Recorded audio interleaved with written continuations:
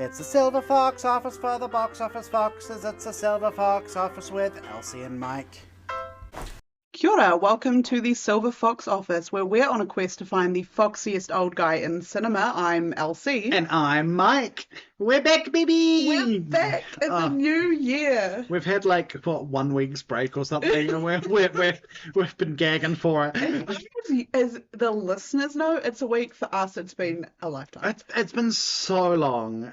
We've forgotten everything. We had to have a discussion about what the intro was because we've kind of forgotten it. But I feel like we also never remember every time we're going to do this. We're like, hold on, is it you? Yeah, that's is it all you? right. Is it me? But no, we're back, and we're back in the year of the Silver Fox. Welcome, thank you to 2025 year of the Silver Fox office. I just repeated exactly what you said. It's a really good joke. I just repeated your joke. I was just like, Elsie said that, I can say it too. And I bet it got more laughs when you did it. Funny. It was okay when I did it. It was a knee slapper when you did it. We're a little bit depressed today because it is the last day of our holidays. Both of us go back to work tomorrow, which I'm not. By the time this comes out, we'll already be well and truly employed. unless we quit, because this episode is going to make us mega millions. This is going to be the one. I can feel it. And we were just talking about because I've been playing a lot of The Sims 4 over the break. Yes. Building a lot of Lego. Yeah. We've got in touch with our hobbies, with our interests, and now we're throwing it all to the wind to go back and earn some money. Yeah.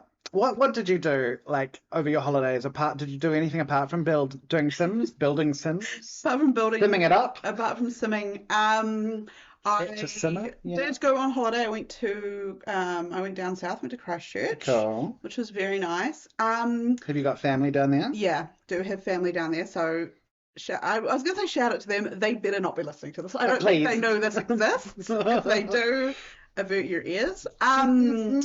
But otherwise, it was a lot of sitting down playing Sims. Oh, a lot of movie was watched. A lot of movie was watched. Just the one? Just the one. A lot of this one movie is very long. A lot of TV was watched. A lot of movies. So that I had a very relaxed holiday. I also got back into sleeping in. Oh, yes. Usually for work, I get up at 10 to 6 every morning. Yeah. And then on the weekends, I can't sleep in. The latest I can sleep into is 7. So in these 3 weeks, I've been sleeping until 8:30, 9 o'clock. It's, oh my God. How about you, Mike? I'm the same. I normally leave for work at 6. Or wake up to get ready at 6. I was going to say, shit, you're already good. Working, get there 2 hours before anyone else. Yeah, you got you in there scrubbing the floors. No, so I wake up at 6, but normally I can only sleep in until 8 on the weekends if I'm lucky on a good day. But the other day I managed 10 hours sleep. I slept until about 11 o'clock, and it was just the best. That's what you want. I also went away. Good on you. We went down. We were also in Christchurch for Christmas. Ships passing in the night. We were. Yeah, we were.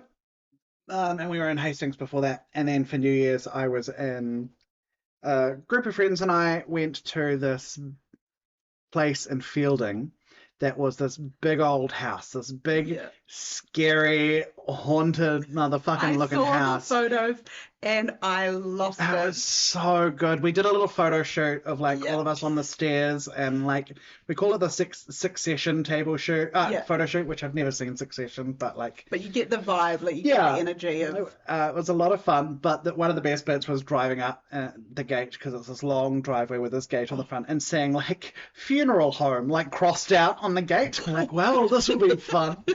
So it was our old funeral home. But the best part was they had a pool, which was great. We were all splashing about in the pool, and then we look over and realize there's a funeral next door. And we're like, oh, we fun in the sun.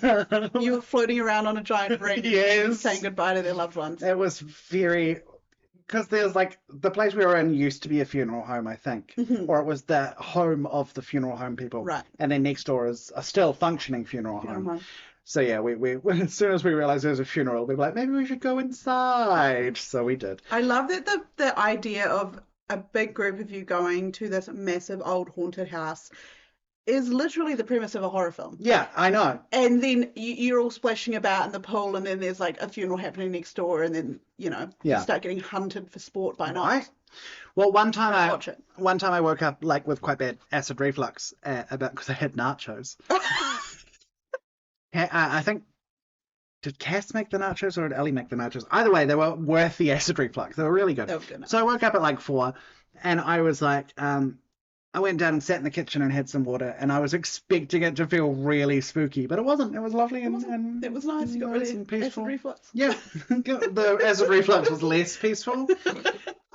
But also I spent a lot of time building Lego and also building bookshelves. We've got so many bookshelves in this house now for all of our books, and still not enough. The library, the grand library. It really is. I need to get like library cards made for people. I would love, like, when I become you one day and finally own my own home, I would love to have an actual library, like a room as a library. We were talking about doing that because we've got one room that we don't quite know what to do with.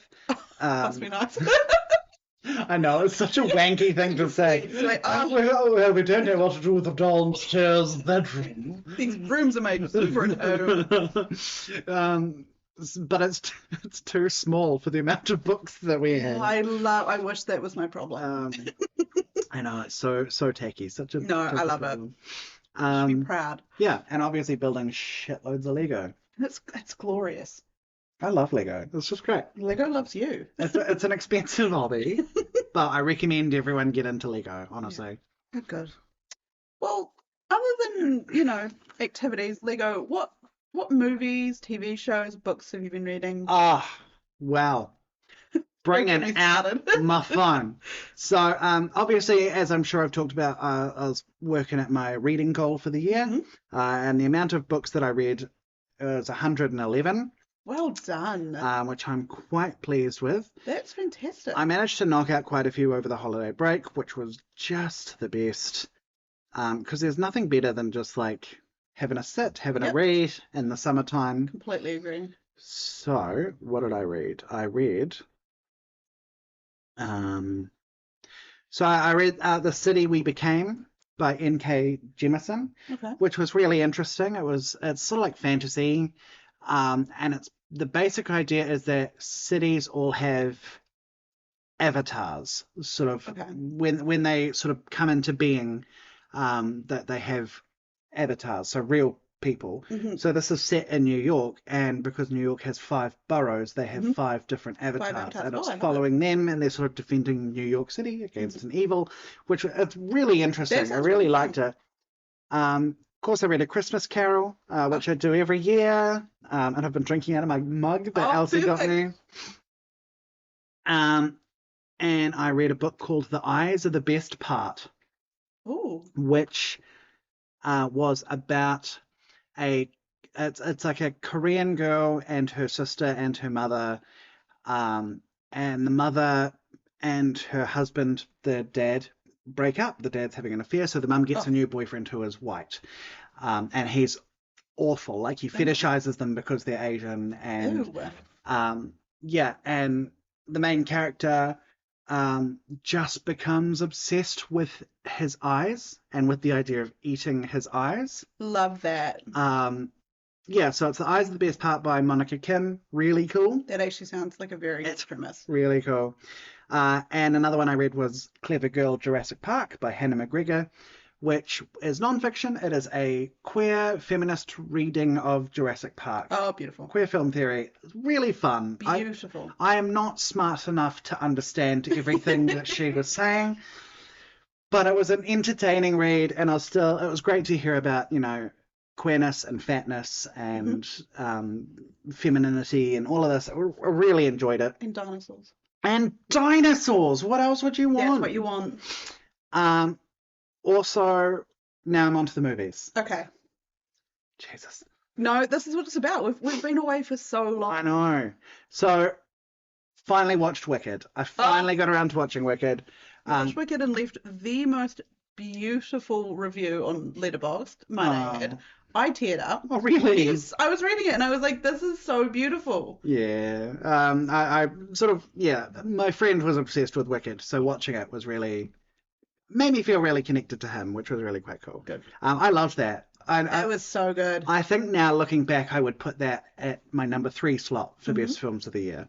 What I really, and I feel like I've talked about it before on previous episodes, but what I really liked is it was a good film. Like regardless of you know how you feel about Wicked or musicals, it was a good film. It was just so bright and beautiful and entertaining and just fantastic, satisfying. Very satisfying. All of the hype throughout the whole year leading up to it really paid off. And you just left being like, yeah, that was a movie. That like, which sounds stupid, but you're like, that is. I saw it twice in cinema, and I had a lot of fun both times. I also watched Megalopolis at my father-in-law's urging. He wanted us all to watch it. Good God, I hated that That's film. at the end of the spectrum where you're like, well, it's definitely a movie. That's what I mean. It's about all you can say about it. Oh, have you seen it? No, fuck no. It's fucking dreadful. I was reading about it and I tried to read the Wikipedia synopsis of it. Yeah. And I kid you not, I got about halfway through the Wikipedia synopsis and went, I've had enough. Yeah. So that was me just reading about it. Look, I'm gonna be. How do you feel about Adam Driver? I am attracted to him. Yeah, but you're attracted to a mop. Yeah, you know exactly. True.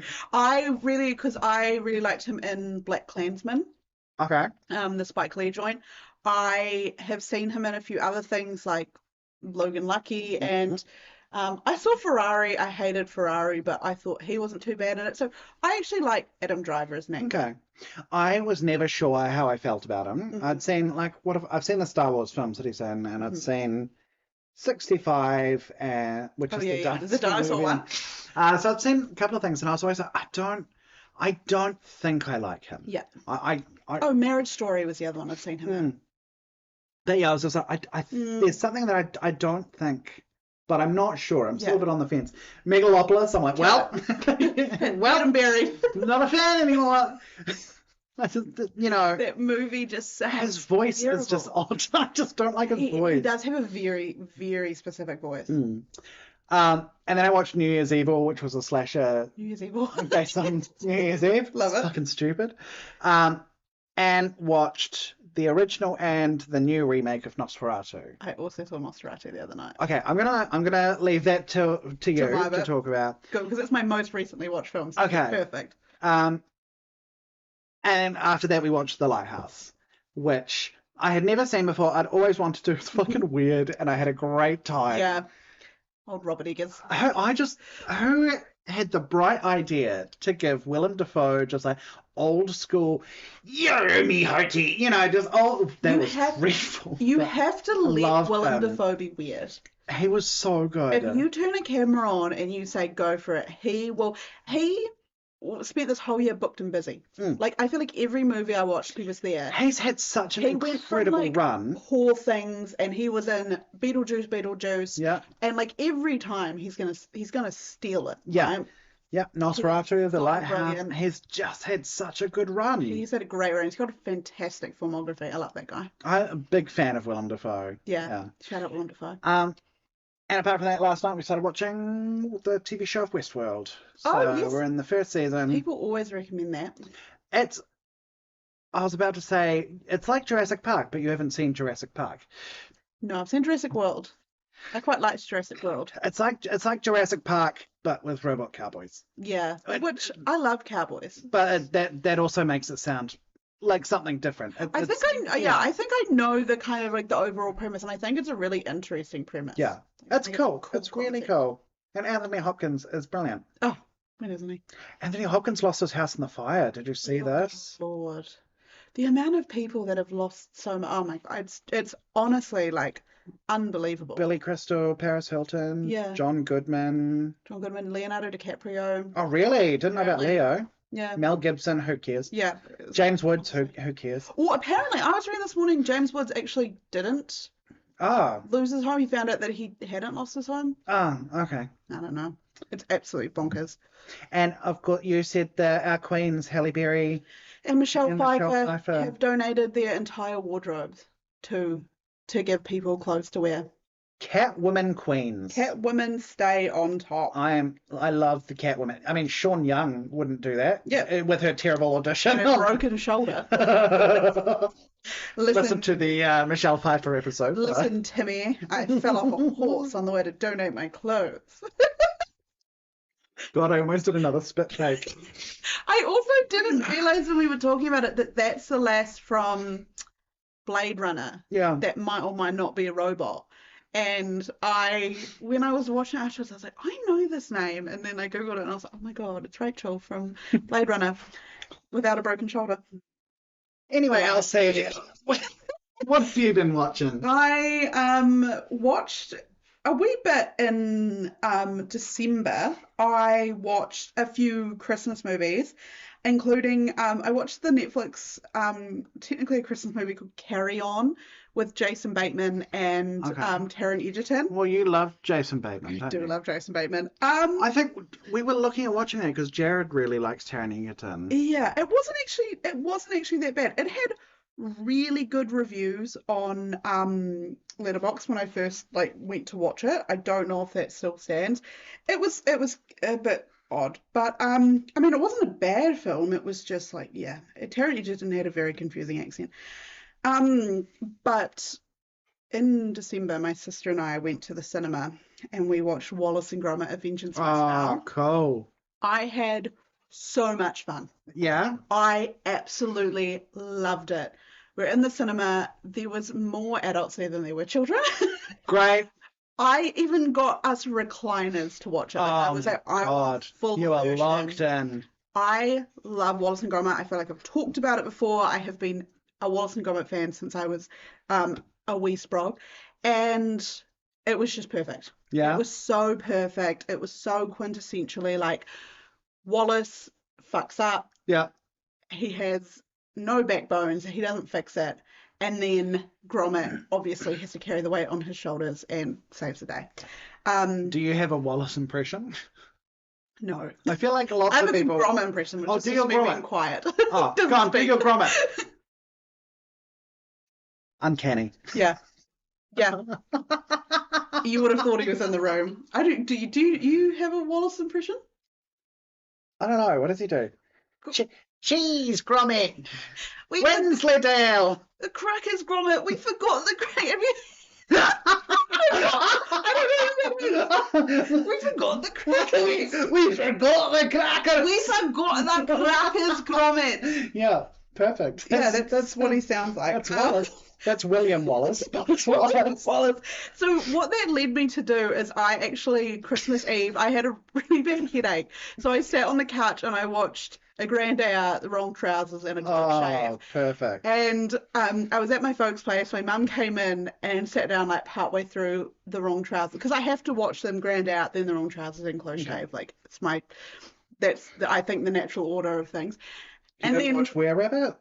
No, I was thinking of doing Were Rabbit and Loaf and Death, but I was already struggling to find streaming services to watch the others on, so by the end of it, I just gave up. Can you rank them? Okay, yes. And this is personal opinion, but I think my favourite one is Grand Day Out. Okay. It's short, it's sweet, it is everything you need it to be. The moon cheese looks delicious. The little robot guy, perfect character actor. So I think it goes that one. Then I think it is Wrong Trousers next. I think Wrong Trousers is Feathers McGraw. Terrifying. One of the greatest villains. Scariest thing alive. Of all time. He is frightening. Then I would say it is A Close Shave. That one used to scare the shit out of me when I was a child. Really? Preston was so scary to me. So I'm not super familiar with a lot of... I've seen the Wallace and Gromits, but not for a long time. I mostly know Were Rabbit and Wrong Trousers. So Grand Day Out, they don't have any cheese in the house.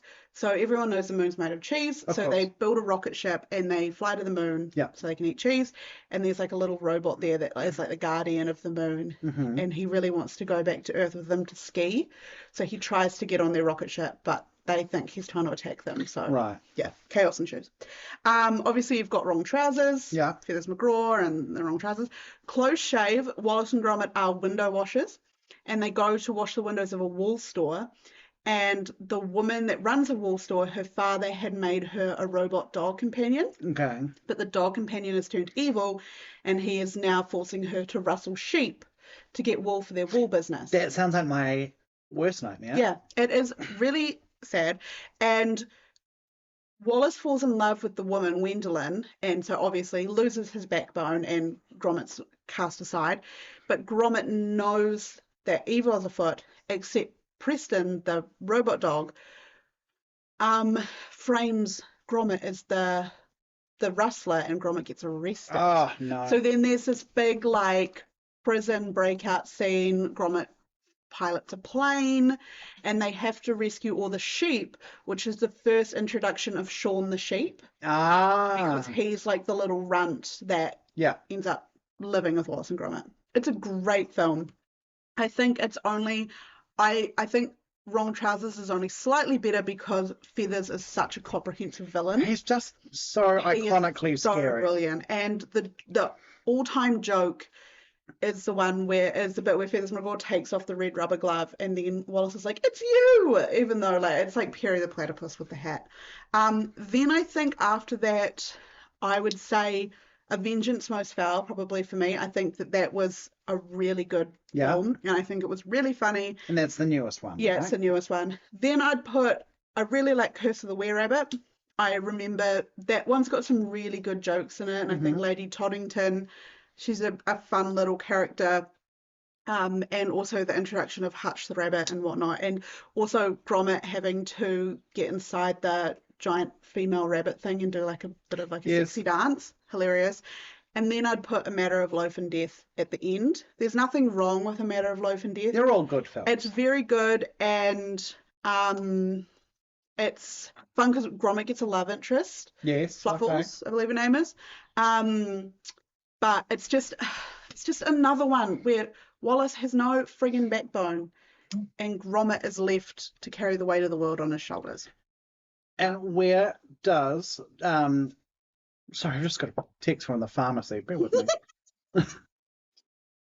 They're submitting their. I've got to pick up the medication. Sorry. No, just a little intro into my life. I forgot what I was saying. Where does Chicken Run fit into this? Chicken Run's got to be at the tippity top, right? Chicken Run would probably, it would be at the top. One of my favourite things in Chicken Run is, I don't want to be a pie. I don't like gravy. Yes. Iconic. I really like Mrs. Tweedy. I love Mrs. Tweedy, and I love her. They don't plot. They don't scheme. They're not organised. It's such a good film.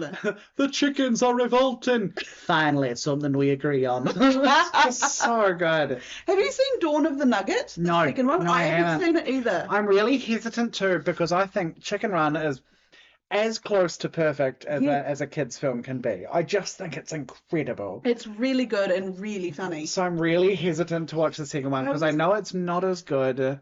I was a little nervous like that about Vengeance Most Foul, but what I liked about Vengeance Most Foul is it followed the exact same mechanism as like your classic Wallace and Gromit. They didn't try to do anything new. It was Wallace makes an invention, it goes funny, Gromit has to save the day. Yeah. And that is the perfect formula for a Wallace and Gromit film. They know that. They didn't try to do anything crazy. And there is a really funny Ant and Dec joke in there, which had like the whole cinema rolling. So, oh God, I love Wallace and Gromit. I think I don't like the fact that they've changed the voice cast. Like, it's not Julia Swalia. It's Tandaway Newton, who I like. I like her as an actress, but I'm just like, but Julia, it's Julia's role.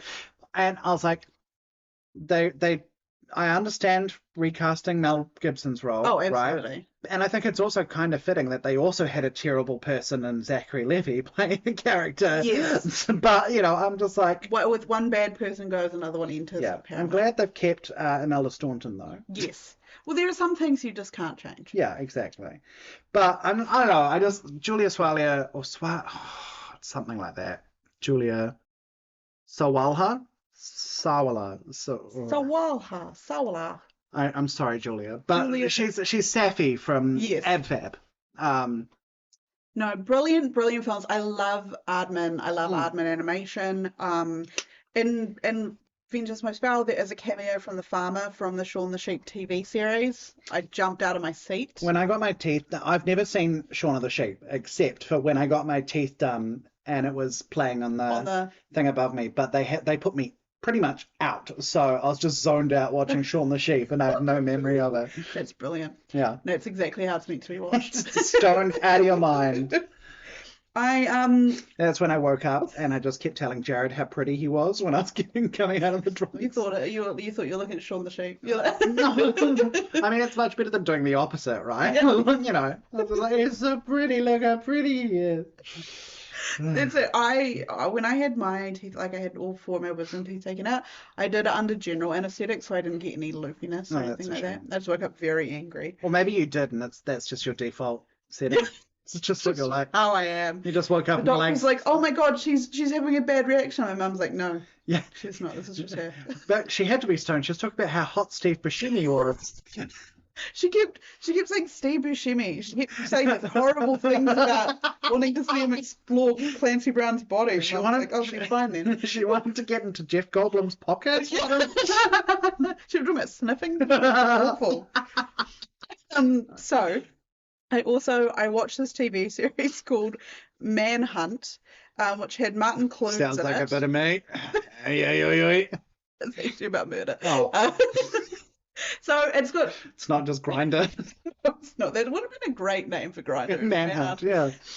It's about, so Martin Clunes, a la Doc Martin, yeah, plays this actual dude who was like a detective inspector, Colin Sutton, and so it's based on true stories about him solving these murders, and then also the next season is like this awful serial rapist that was targeting elderly women. The series was really good. It was like only 3 episodes per season, but it was so good, and Martin Clunes was really good, so I was fully locked into those.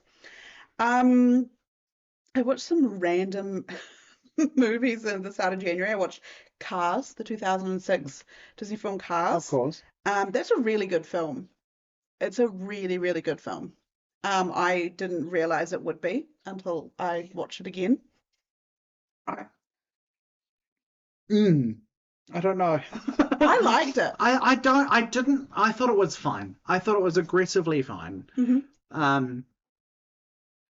Yeah, I haven't watched it in a while. Maybe I need to give it a go. But I feel like it's not up to the normal standards. I did like Paul Newman in it though. Yeah. Doc Hudson. No, I cried watching it. There's like a bit where they think because the new interstate's being built, that it's going to bring a lot more people into Radiator Springs. So they put up this massive banner being like, welcome interstate travelers. Yes. And then nobody shows up. Yes. Cut to me, I'm in tears. Naturally.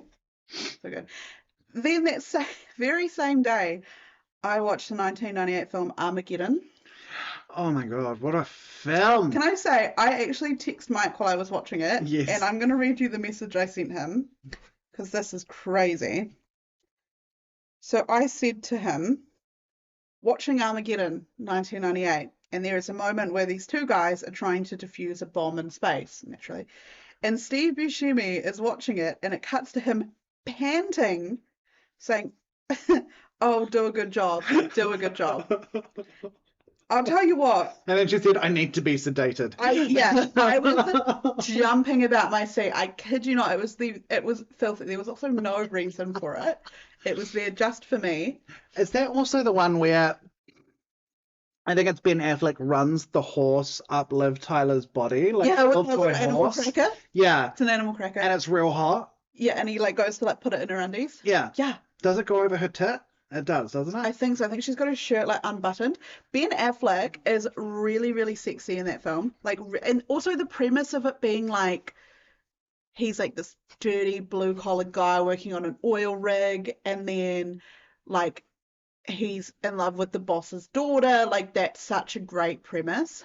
I know that everyone's like, it's so corny, it's so it's a great film. It is a great film. That's also the one that came out like there was that slew of movies that all had the same thing that came out at the same sort of time. Yeah. Right. So there's Armageddon, Deep Impact, and there's Volcano and Dante's Peak, Yeah. and there's like it's one of those. Absolutely. And it's the most Michael Bay film you have ever seen in your entire life. Oh, I love a mindless. It's so stupid, but it's perfect. And the fact that Steve Buscemi is meant to play this total sleazebag, Yeah. this total like grimy little weasel. It's perfect. It's so sexy.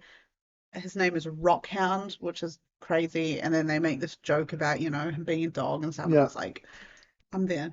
I love a disaster movie. I love a disaster movie so much. I do love disaster films. I love them. I just want to watch it and turn my brain off and be like, yeah, they're saying science. I'm sure none of it makes sense. I also read that apparently Michael Bay injected $3 million more into the film just so he could blow up France. So he could have a clip of France exploding. Who wouldn't? We've all been there, mate. You know what? This is where I come out as francophobic. Francophobic. I also that night watched this fuck-ass film called Grey Lady, and it's Eric Dane. Oh, and his wife at the time, Rebecca Gayheart. That turned up on Netflix, and my mum was like, "Oh, let's watch that." And I was like, "I do not want to watch that one." It said on Netflix that it was a #1 film, and I said this on Letterboxd.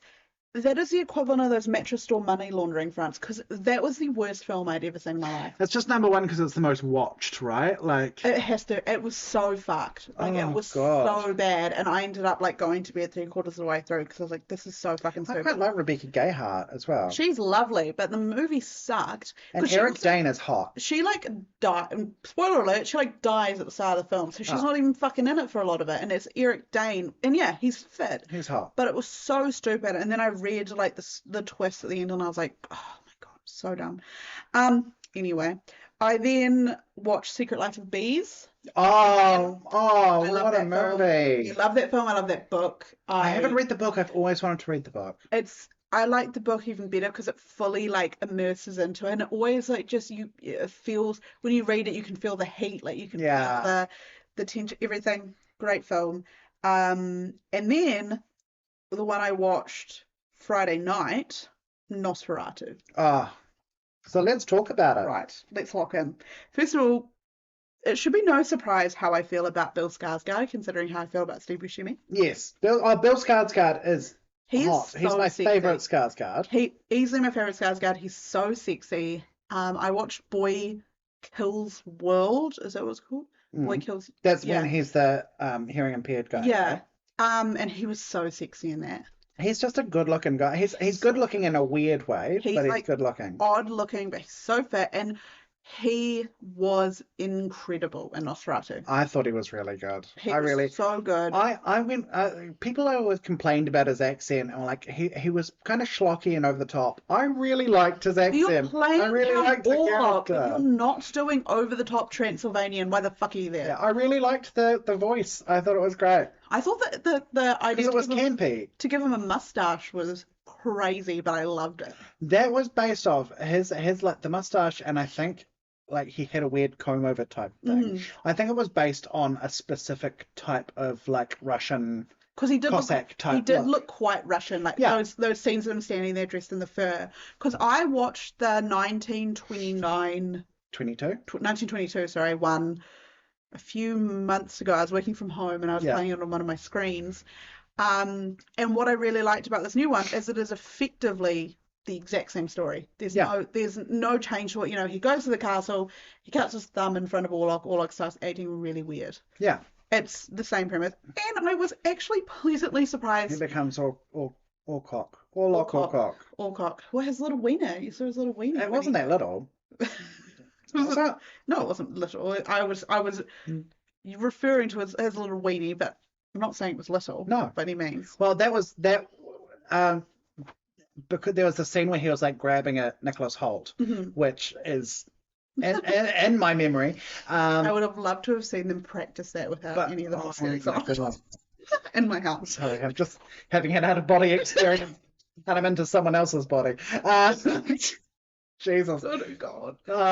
No, but the prosthetic penis that Bill Yes. Skarsgård was wearing kept rubbing against Nicholas Hoult, and it was all he could feel. And so Robert Should have Eggers, been me. at the end of production, gifted Nicholas Hoult the penis framed. That should have been me. No, I'd put that over my fireplace. you would take it out of the frame. Sleep with it at night. Just curled against your cheek delicately like a small kitten. I was pleasantly surprised by how good of a job Lily Rose Depp did. You didn't like it? It's not that I didn't like her. I just thought I found her a weak point. Not weak. I just found her boring. And whether that's because of her acting or whether that's just the character, I was just like, oh, come on, love. Alan is like annoying in some of it. I wish. And I know, you know, given the time, it was harder. Also, the doctors they kept diagnosing her as having too much blood. What are you on about? So good. Every time, too much blood. Okay, whatever. She has to sleep in a corset. Every time they said Ellen, because they said Ellen a lot, I kept being like, what if this was played by Ellen DeGeneres? It was just Ellen DeGeneres just bopping around. So funny. It would Like be pickleball. Emma Corrin, they're a great actor, don't get me wrong. Every time they spoke, all I heard was Princess Diana. They play the young Princess Diana. Oh, right. Every time they spoke, I'm like, it's like Princess Diana is just here. They're the blonde friend. Yes, right? the blonde friend. Anna? I can't remember the name. No. Aaron Taylor Johnson also. I hated him. I didn't thought he like was him? bad. I thought he was actively bad. I thought it was an interesting choice having him in that film because I don't. Everyone else I was with was like, I had no problems with him. So maybe it's just me, but I'm like, I didn't mind it at all. I found him really quite wooden. Okay. I was talking to some friends yesterday, and because as soon as I saw the cat at the start, Greta the cat, Yeah, I was really, really nervous because I Yes. realized I hadn't checked doesthedogdie.com. of course. And so I was very nervous, pleasantly surprised to see all the cats made it. And there Safe are a and lot of sound. cats. A Willem Dafoe has like, billion of them. yeah. And that's how you know he's a good dude. Because he's got a billion cats. And then also Alan's cat really liked him. Yes. But no, Willem Dafoe was incredible. We're getting a cat soon. Sorry, I just wanted to... You are getting the cat? Next time I record, there'll be a cat here. Oh my God, how exciting! Sorry, everyone. I just wanted to... No, that's perfect. I feel like Let's just that's do an important to interview know. with the cat. Yes. I was just about to meow. What the fuck is wrong with me? We'll bring the cat I've up to the got cats on microphone. the Sorry. But yeah, Nosferatu. What did you rate it? I gave it 3.5. Or did I give it 3? I think I gave it. I gave it 3.5. Yeah, me too. I feel like it didn't work quite as well for me as I wanted it to. As you'd hoped. Yeah. And I think like just Robert Eggers weird. His stuff is always weird, and I feel like sometimes he uses it to really good effect, like in Lighthouse. I think Lighthouse is really good. And then sometimes like in this one, and also The Witch. I didn't for like me, The Witch. He's not. Yeah. It's not quite as good. And this was sort of the same as The Witch for me. I'm like, it wasn't bad. I didn't hate it, but I did notice how long it was. Oh you my know? God, I was saying it could have easily been like half an hour shorter. Yeah. There was a point at the end where he says to Ellen, like, 3 days, and I said in my head, if we go through each individual day at this point, I'm going to be so pissed off, and we did. Yeah. And I was like, this is so long. It did feel a bit self-indulgent. I remember, this is such a weird comparison, but I remember going to see Ridley Scott's The Martian Right. with my friend. I haven't seen it. I love that film. And I remember reading, I remember reading before we went that it was like about 3 hours long or something.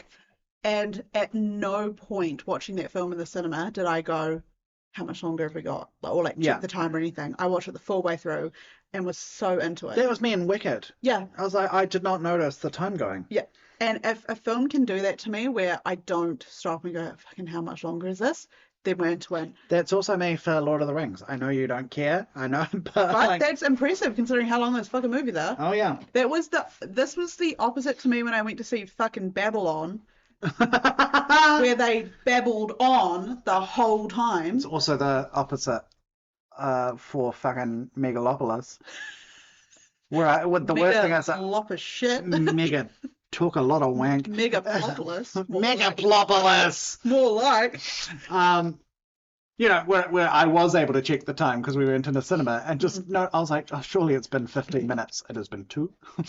I think Babylon was the first time I like checked the time on my watch, and you know that thing you do at work sometimes where you look at the clock and you're like, right, I've got an hour left, which is actually only 30 minutes, which is actually only 2 minutes, which is actually only 15 minutes. I did that watching Babylon. Oh God. I was like, I only have 15-minute slots to go, and then we'll be there, and then I'll be done with that. And I was surprised. I'd never walk out of a film. I never walk out. If I've paid to see it and I'm sat in that cinema, I'm not walking out. But I came close to Babylon. Was that the closest one? I fucking hated the film. The closest I've ever been to walking out of a film was Tenet. I've never seen it. Oh, dreadful. The only reason I didn't walk out was because my boyfriend really wanted to see it. Why did I just call him my boyfriend? Jared. I was going to say, this is a different one. My other boyfriend, Jared, really wanted to see it. So I was like, oh, he might be enjoying it, so I don't want to walk out. It turns out he wasn't really, so it's fine. Couldn't able to leave. And also, I went to see 2003, so it would have been 12 with my stepbrother. My stepbrother really wanted to see Epic Movie. I loved Epic Movie. Oh, really? No, I only watched it when I was a child. I probably hated it. I was so close to wanting to walk out. And I was 12. You were 12, you knew how shit it was. Yeah. We've been talking for like 4 days. It's okay. So, Mike, do you want to explain to us what a silver fox is? Oh, is that what we're up to? And then who you've picked, because it's your pick this time. Sure, it is my pick. So, basically, if you've listened to the show before, you know, every episode we pick a different actor. Last week it was my choice. So last episode it was my choice, so we're discussing them today. That made sense. Good night. So basically we've got to pick a silver fox. A silver fox is a person who is older than 45, has grey hair or greying hair, or has been grey, or in this case, no hair, I guess, generally. Be bored. Gender isn't important. They can be any old gender they want to be, or that they identify as. They just have to be in films and fuckable. Yeah, hard on the fuckable. You have to be hard when you're fuckable them. And this time, we're so rusty at this, or is it just me? I feel really rusty at this. Really got to ease back in. That's what I said to Fox of the day. We're discussing the Tooch himself, Stanley Tucci. Mr. Tooch. What a man. Stanley Tucci. What a guy. Yeah. For Christmas, I bought my mum his cookbook. Oh, I was looking at that. I was tempted to get it because is it like part biography or is it all? He's got a smaller book where it's like, I think it's called Everything I Ate in a Year or something like that, which is like the story of everything. And she's actually already got that. I found it on her bookshelf. But then he's released like a proper like bigger sized cookbook with recipes in it. So I got her that. Because she loves watching his cooking show. Right. Where I'm pretty sure he's like in Italy and he's like learning like the proper way to cook Italian food. I love this little career swerve that he's done. It's beautiful and it's so well suited to him because he feels very refined. He does. What a metropolitan man. Oh, he's so metropolitan. I know. Honestly, the most surprising man to find out was married to a woman. He plays gay so often and really well. Yeah. That is a gay man that happens to be married to a woman. Yeah. And that's why I think I was like so surprised as the fact that he's so tolerable and he's so like well kept. Yeah. And interesting that I was like, there's no way this man is true. No. I mean, well kept and interesting is very much me. I feel like cooks Italian food really well. I don't cook. Orders the perfect Italian food every time. You know what? Give me a menu. I'll pick the gnocchi. Give me the menu. I'll pick the gnocchi. You're gnocchi-ing boots with Stanley Tucci. Gnocchi-ing boots with Stanley Tucci. Gnocchi-ing boots with Stanley Tucci. We have probably lost it now. Oh my god. Yeah. So what do we like Stanley Tucci? How do we feel about him? Are we pro the Tucci? I am a big Tucci fan. I have tuned into some of his cooking shows. He is so smooth spoken. He is just so lovely. He's a really good actor. He's a great actor. Like the film I picked, which you'll find a bit later, is like sometimes. You know, for the likes of, I think, Steve Buscemi and Jeff Goldblum, we were like lucky, and even Kevin Bacon, where their hunkiest film was also like a good film. Yes. And then I had like Cate Blanchett, where my film sucked ass, and then like Clancy Brown. Cass and I picked good films. Yeah, you and Cass picked great films. And also, Clancy Brown, like the films weren't objectively great films. But Stanley Tucci, the film, whatever film you pick, 9 times out of 10, it's going to be a good film. He's got a pretty good filmography. Yeah. And he is so lush. I'm a big fan. And a sexy bald man. He is a sexy bald man. You don't always find that, but he makes it work. He also looks like, is his name Mark Strong? Yeah, I can see that. Except I'd go for Tooch over Strong. Oh yeah, I'd still pick the Tooch. I'd touch the Tooch before strumming the Strong, you know? Oh my gosh. So Mike, what film did you pick for the Tooch? So this was my choice. And I picked it because I kind of had a specific film in mind, and I was like, great. And I'm gonna ruin my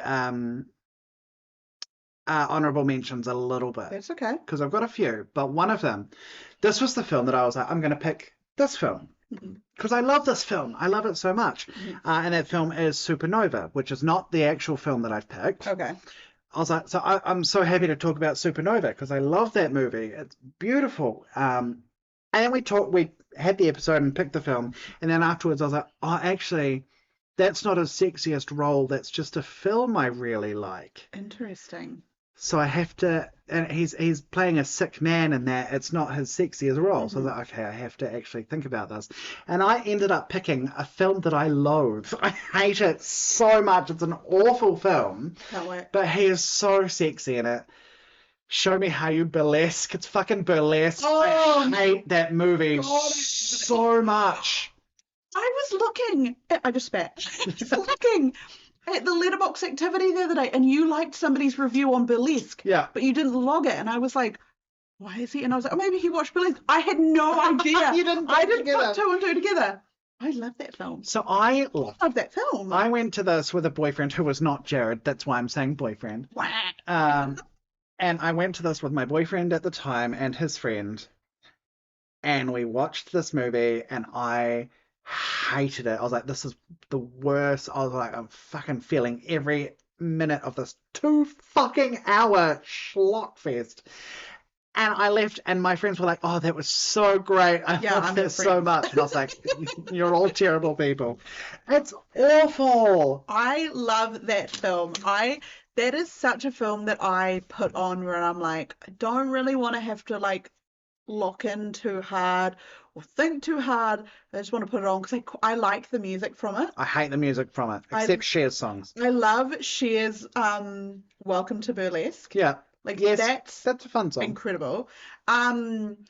I think I always wig out when I remember that's Christina Aguilera because it doesn't look like Christina Aguilera to me. The acting, her acting is so dreadful though, so it kind of reads as Christina Aguilera. And she oversins everything. She can't sing. That guy she falls in love with and he wears eyeliner all the time. Can't gig in day. And that's the thing of like, I thought you were gay because you wore eyeliner.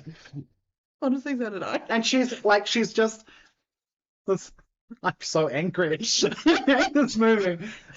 There's a scene where she sleeps at his house for the first time on the couch. Yes. And then in the morning, she's not wearing pants. She's just wearing a shirt and she's doing stuff in his kitchen. And then she finds out he's gay. And I was like, oh, I'll go put on pants. She finds out he's straight. She thinks he's gay.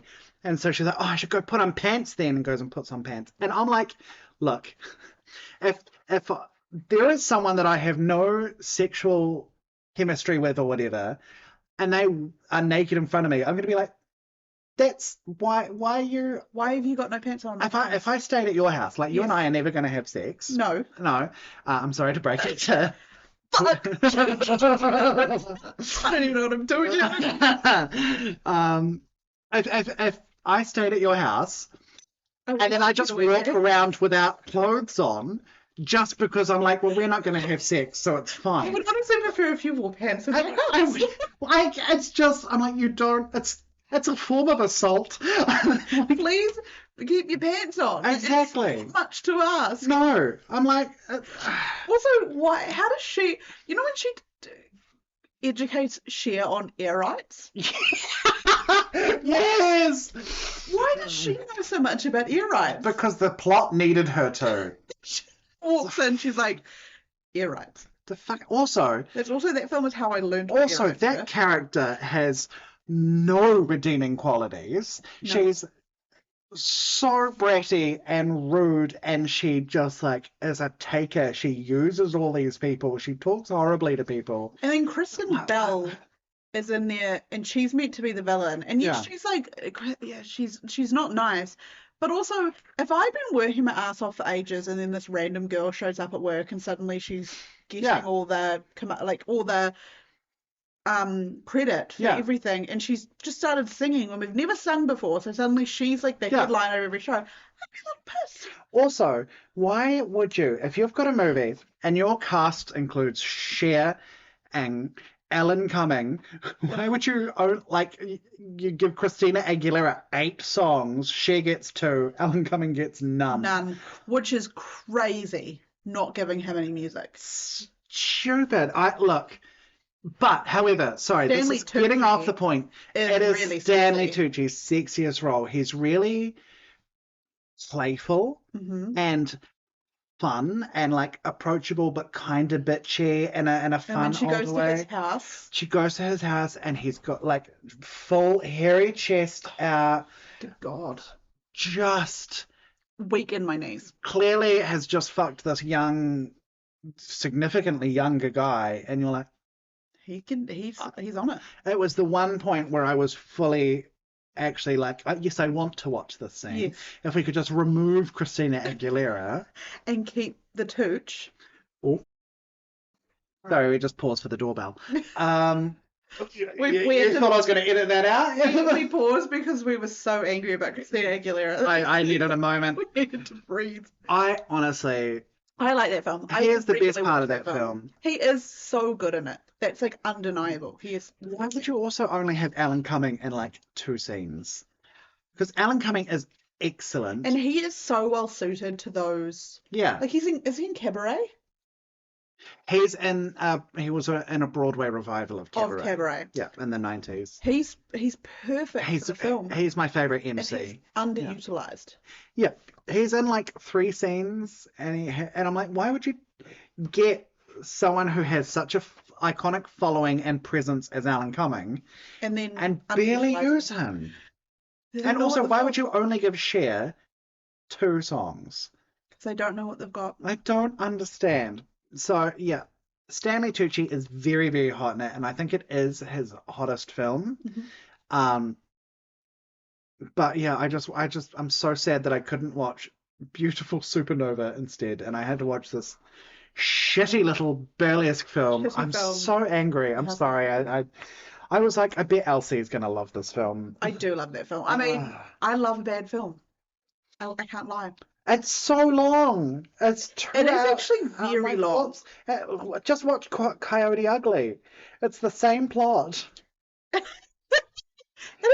It's the same plot, and it's basically a Hallmark movie with a little bit of sex. They're like, oh, the new girl in town, she's got to save the club. I actually love finding out that 2 films have the same plot. Like the movie Cars. Have you seen the movie Doc Hollywood with is it Michael J. Fox? No. It's the same plot as Cars. Also the one, and I feel like I've talked about it before on here, and I feel like it's now far enough away that I can actually say this. The plot twist in Longlegs is the exact same as the plot twist in Maxine. Oh. And spoiler alert if you haven't seen Maxine or Longlegs, the plot twist in Maxine is that it's actually her parent the whole time that's been doing it. Oh, right. And it's occultish. And I find that so funny because Osgood Perkins went on record and said that he refused to watch Maxine because he thought that it was a terrible film, and he thought it was lowbrow, it was bringing down horror. And it's like, bro, honey, your film has the exact same plot twist, which is so funny to me. But I love it. I love when films.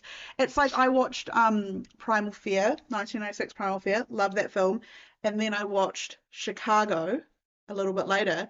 Richard Gere plays the exact same character in both films. Interesting. He plays a hotshot lawyer who gets his comeuppance. So yeah. What film did I pick? Sorry, I'm still angry. I'm sitting here seething. So when I was thinking about it, I didn't have one off the top of my head. I had to go through a list. I had to go through his filmography on Wikipedia and decide. And the film that I landed on is the 1993 film The Pelican Brief. Ah, okay. I've heard of it. It's the John Grisham, based on John Grisham. Based on John Grisham, you're absolutely correct. Stanley Tucci plays like a hitman. One of the sexiest professions. He's very young. He still has some hair. Oh, those muscles. He is muscly. He is young. He is so hairy. There is a scene where he is going to kill somebody, right? So this person walks into like a adult movie theater. Yeah. And they're wearing like a disguise because they're a prominent figure. And they sit down in the seat and they take off their hat and like sunglasses and they're watching the porn. And there's like the sound effects, the porn in the background. Was it that movie where Clancy Brown and Jamie Lee Curtis? It was that one that I had to watch. Blue Steel? No, is that what it's called? No, it was a Tilda Swinton, Swinton, Jamie Lee Curtis. No. Oh my God. Swinton, Clancy Brown. So then you see in the row behind them, this person moves in with like a bucket of popcorn. They sit down, and you see that Stanley Tucci. Lovely. He's sitting there, and he kind of like eats a few pieces of popcorn, and then he puts the popcorn beside him. I kid you not, he's like man spreading in the seat. It's a close up on his hands, sliding down to his inner thighs. What? Then he goes to his belt, which is a piece of rope, and you see him untie the rope, and it's just zoomed in on his hands, tightening around the rope before he goes and like strangles this person. Oh my God. So it is just a continuous close up of his hairy, veiny hands touching his thighs and fiddling with rope and whatnot. It was erotic. I was sitting there like, oh my God. It sounds pretty hot. He does this other hit where he kills somebody and then he jumps a fence and he like runs out and he's running and he's in like workout gear. He's got these tiny little shorts on. He looks like Paul Mescal. He's got these tiny shorts. Oh my God. He's so sexy. And yes, I know that he's meant to be the villain. He's meant to be like the hitman, whatever, Kamel. He is so sexy in that film. That's right. Villains can be sexy. Villains can absolutely be sexy. And it was also like a really good film as well. Like it's got Denzel Washington in it. Obviously it's got, what's her name? Julia Roberts. She's so beautiful in that film. It's got Tony Goldwyn, is that his name? Yeah, Tony Goldwyn, Sam Shepard, John Hurd. I highly recommend the Pelican Brief. Even just to see a sexy young Stanley Tucci. That does sound really hot, like in a dangerous kind of way. Yeah, he is really fit in this, and he still has like a bit of hair. Yes, which is kind of crazy. But he's so hairy, like his. I love that he's never done, except for like characters. Yeah, he's never done a toupee or anything like that. No. He just rocks it. But obviously he does for Hunger Games and stuff like that because it's the character. Because he has to. But no, he's never shied away from his bald head. He fully embraces it. And we love him for it. What is that? Okay, yeah. Honorable mentions? Honorable mentions. Supernova. So, right, I'm going to talk about Supernova because I had to talk about Burlesque. Supernova is a beautiful film. Mm-hmm. And I didn't watch it for this because it would have made me too sad to be like, this is what I'm missing out on. Look, I acknowledge I could have still watched it. However, yes. And it's basically Stanley Tucci and Colin Firth as a queer couple who they did like when they were first together sort of 30-ish years ago or whatever, they did a big road trip in a camper van. And now modern day Stanley Tucci's character is dying of some, it's like Alzheimer's, but it's not. It's something that affects brain function. Oh God. And so they're doing this the road trip that they did 30 years ago, while Stanley Tucci still has the cognitive ability to be able to appreciate it. Beautiful film. Okay, it's got on the watch list. It was one of those ones where it finished and there was a woman who was ugly sobbing in the row next to us. Just honestly, she was broken. And I just had to sit there as the credits rolled for a little bit, just regaining my composure. And it's just a beautiful film. That was me at the end of Iron Claw and All of Us Strangers. Yeah. Oh, All of Us Strangers, I think. Films that leave you devastated. Yeah. And it's not his sexiest role, but I don't care. I think it's a great film. Best. So that's one of my honorable mentions. Also, like Easy A. He's really, because he's so funny in Easy A, and he's very good in that. And Puck in Midsummer's. Yes. Which was one of my Michelle Pfeiffer films. I was tempted to have it as this one, but I was like, no, we've talked about it. And Julie and Julia, I think he's also quite. Yes. He's charming and he's sweet. And Devil Wears Prada, obviously. Those are I could just keep going. You could just keep. And I will specifically not say The Lovely Bones. No, he was not sexy in The Lovely Bones. No. Mine would be Devil Wears Prada. Yes. Burlesque. Get Out. Julie and Julia. And there's another one that I can't think. I always think he's in Florence Foster Jenkins, but he's not.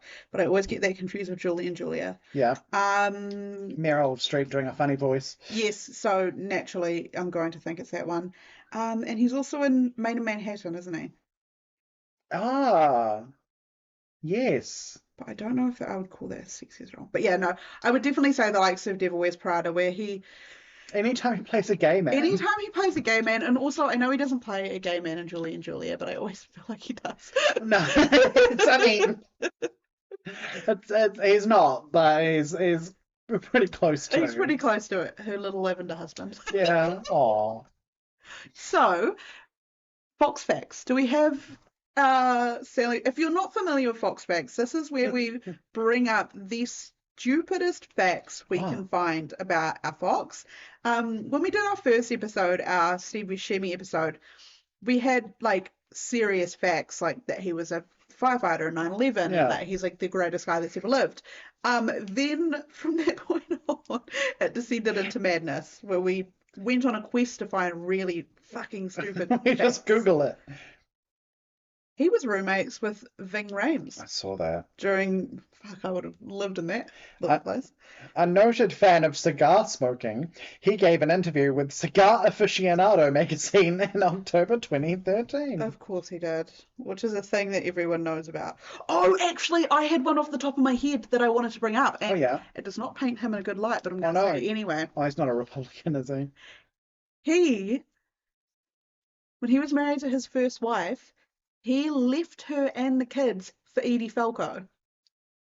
Pamela Soprano. Yeah. And then, when he realised the error of his ways, he went back to her in time to nurse her through cancer. She had breast cancer, where she unfortunately passed away.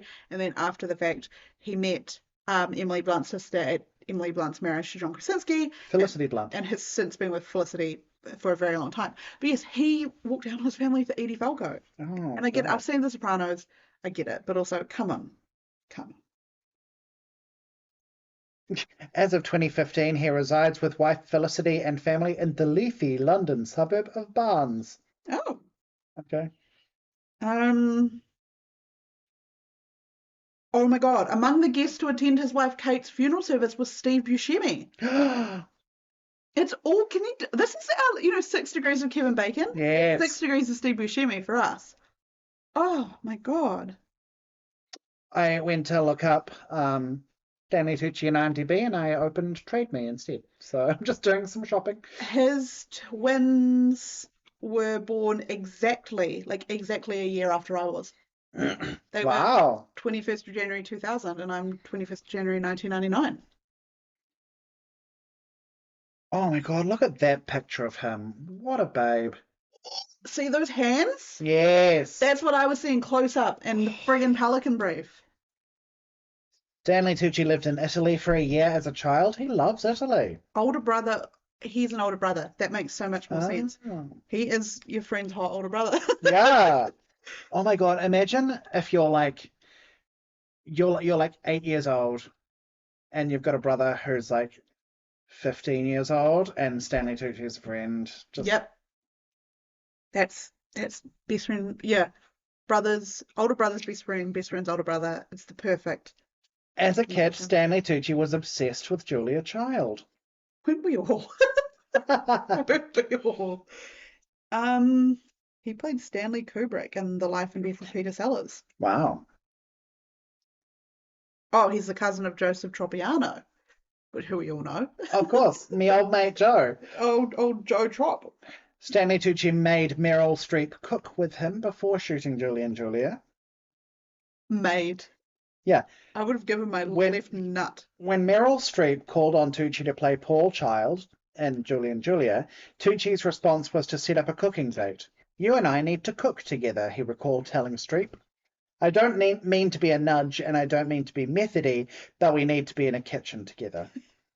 They made blanquette de veau, which is a veal ragout, and tarte tartane, which is a fruit tart, and Streep's Manhattan apartment. Oh. Apparently, Streep told Cigar Aficionado that Tucci is really bossy in the kitchen. I would like to see it. Yeah. You can boss me around the kitchen, that's for sure.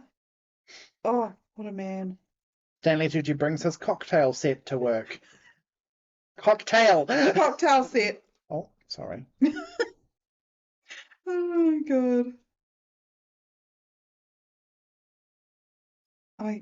Okay, so he had an affair with Edie Falco as they were appearing on Broadway in Frankie and Johnny in the Claire de Lune. Ah. Look, I mean, apparently they spent a lot of time together, and hey, he worked it out with his wife. I mean, this is the thing, right? Like, affairs happen. This is not me coming out and saying I've had an affair, I haven't. But affairs happen. They do. And who are we to judge? Who are we to judge? Also, IMDb says his official height is listed as 5'7" and 3/4. Oh. Those 3/4 matter. I've just looked up Stanley Tucci naked, and there's just a bunch of facts. It's like fakes. Oh, it's fakes. Not... Facts about him being naked. I love that IMDb has listed his trademarks. Is well known for his ability to change his voice, hair, and other physical appearances for his film roles, and then the next is just shaven head. Oh. Guy.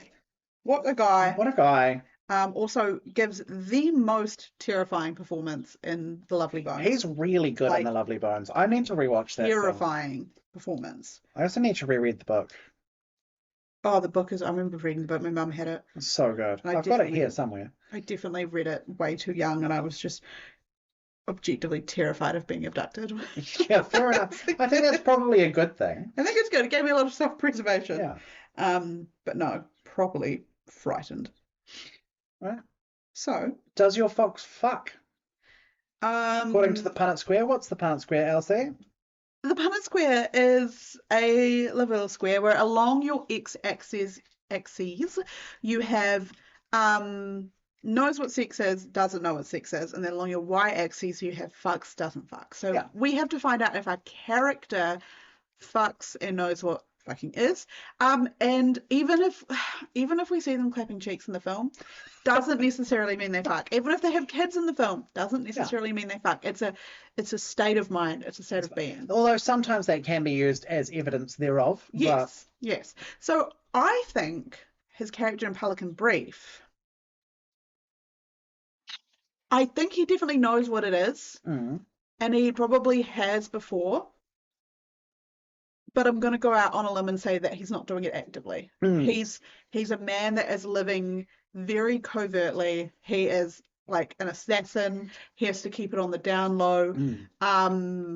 He definitely could if he wanted to, but I just don't. I just don't think it's happening on the reg.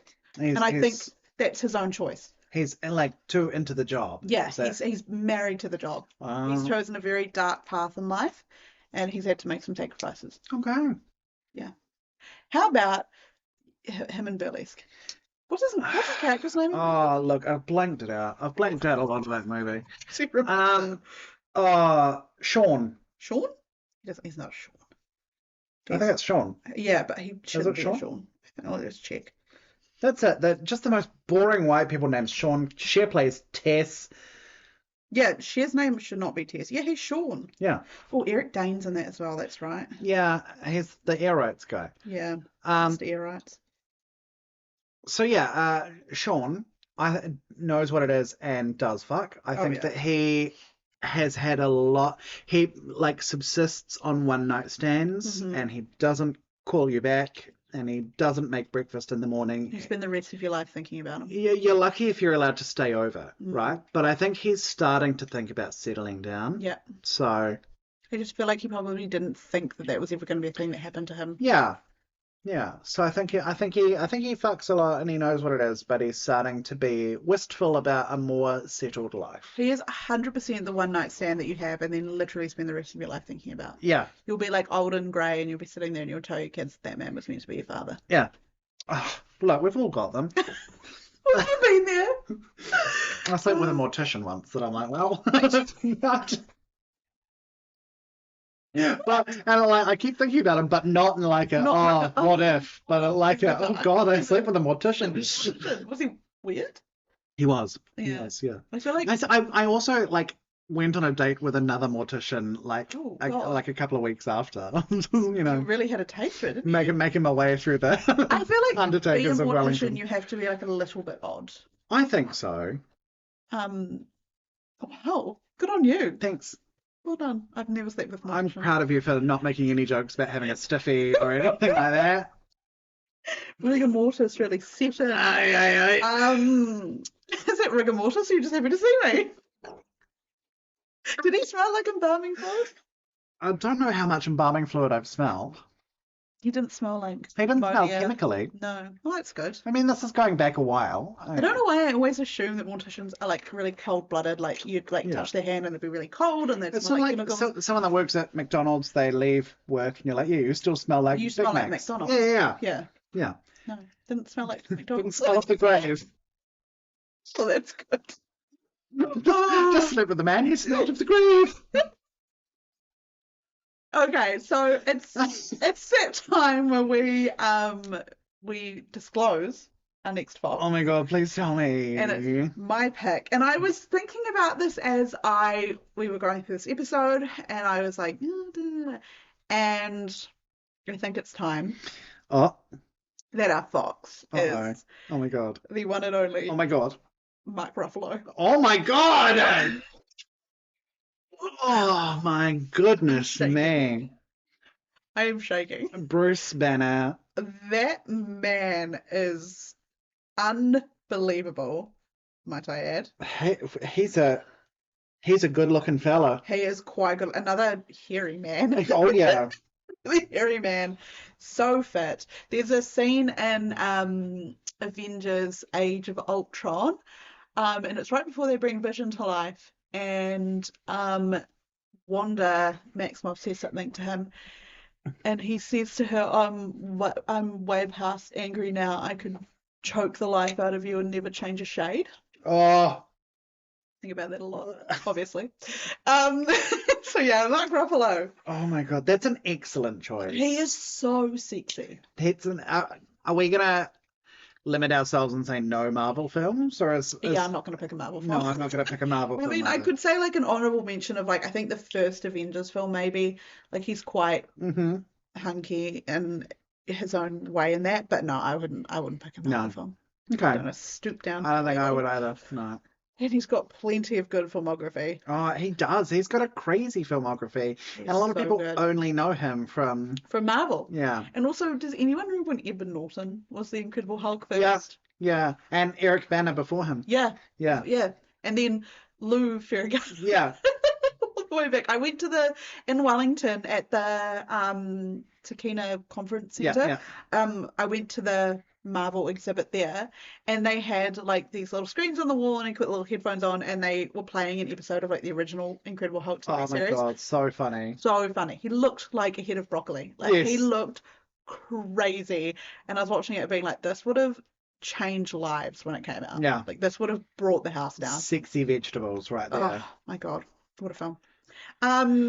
So yeah, Mark Ruffalo next time. Mark Ruffalo. So He'll ruffle my eyes. I would rough his aloe. Anyway. I always used to get Gruffalo and Mark Ruffalo. Mark the Gruffalo. What if Mark Ruffalo played the Gruffalo? I would watch it. How many Ruffalos could a Mark Ruffalo? Ruffalo. That's like Buffalo. So what do we? That would have been incomprehensible to anyone that doesn't know what we're talking about. I love that. That's when like somebody really like tunes in. They're like, oh, okay. Buffalo. Yeah. Buffalo. What are you rating Burlesque on Letterboxd? 1 star. 1 star. And it's lucky to get there. It's very lucky to even be on the table. But there was one point where I was watching it with my friend Stacey, and Cher and Stanley Tucci were like having an argument, exchanging words. Mm-hmm.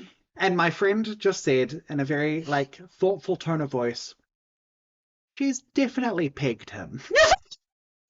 And I would have liked to see it. Yeah, 1 star for that fucking film, though. And what's your Letterboxd username? You can find me at One Hat Matter. That's ONEHATMADDER. You can also find me on Instagram at that same account. What about you? What are you rating it, and what's your Letterboxd? I've given it a 4 stars, and I've even liked it. I really liked that film. I was actually pleasantly surprised to find out that the Pelican Brief was in fact about pelicans. Which I'm not going to tell you what that means, but I actually really liked the film. I love a 90s legal drama. Yeah. I love I don't think it's 90s, but it's still legal drama. I liked Julia Roberts and Erin Brockovich. Yeah. Like I love a film like that, and I love that Julia Roberts is just really persistent and really smart and really applied. So I really liked that film. And if you want to follow me on Letterboxd, you can find me at Dixie Enormous69. That is DIXIENORMOUS 69. Naturally. Yeah. And what's the Silver Fox ones? Have we done that? So if you also want to follow us just as a whole, you can find us on Instagram at the Silver Fox Office, and you can also flick us an email if you want to suggest a fox or anything of the sort. Our email address is thesilverfoxoffice@gmail.com. Yeah. Great. That's where you find us. That's exciting to be back for a new year. I can't wait to be back. Everyone, please wish us luck at work tomorrow. Thank you. Keep us in your thoughts. It's going to be a really long day. Yeah. So I'm just going to spend... But not quite as long as Megalopolis. You know, we're going to be at work tomorrow and we're going to be pissed, but we're going to be like, well, at least I'm not watching Megalopolis. Yeah. And that'll get us through. Yeah, absolutely. Oh, Babylon. Babylon. At least we're not watching Babylon. Yeah. Well... Steve Buscemi. Love you, Steve. Happy New Year, Steve. Happy New Year, Steve. We love you. We're thinking of you always. Thank you for making Armageddon 1998. We hope your home is okay in LA. Does he live in LA? No, I think he's a New Yorker, isn't he? He lives in New York. Wherever you are, Steve, we hope you're okay. Happy and safe. Otherwise, come to New Zealand. You've always got a place. Yeah. I've got a spare room. Yeah, he's got multiple. Does he not hear? Could have a library. Oh, he currently resides in Park Slope, Brooklyn, where he was given the key to the city in 2021. Oh, bless him. He previously resided on the Sunset Strip. So you got out. Got out. Got out in time, Steve. Well done, mate. All right. Well, we will see you next time. For Mark Ruffalo. Mark Ruffalo, the rough himself, rough and tumble. Anyway. Bye.